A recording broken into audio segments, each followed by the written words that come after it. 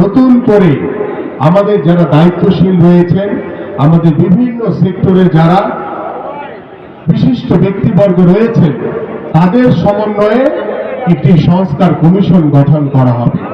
তারা দায়িত্ব নিয়ে বাংলাদেশের যে গত 17 বছরে এই স্বৈরাচার সরকার সংবিধানে যেসব জায়গায় তাদের নিজেদের মতো করে সংশোধনী এনেছে, সেই সংশোধনীগুলো নতুন করে সংশোধন করে সংবিধানে সংযোজন করা হবে।